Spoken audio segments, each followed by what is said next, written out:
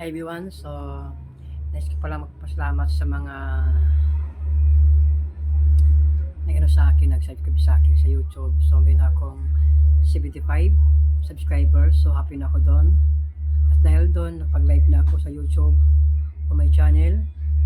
So sabi ko nga, hindi madali ang paggawa ng content sa social media dahil sa daming taong gustong pumasok dito.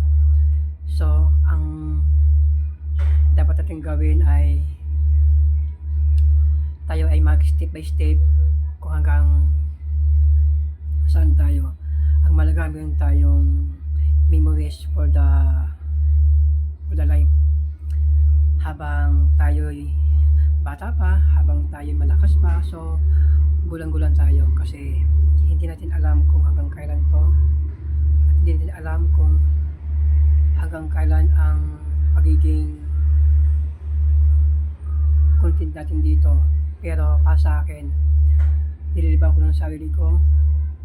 Kailangan ko lang ng maraming memories sa sarili ko, just in case na pag tumanda na ako, may na akong memories sa sarili ko na nagkaroon ako ng channel.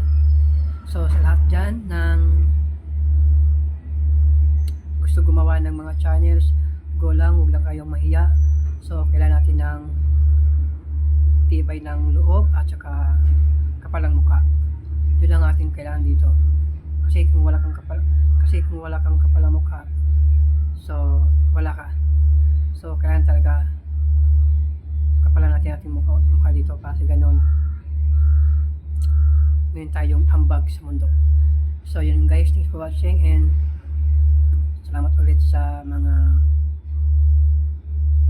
sumusuporta sa akin dito.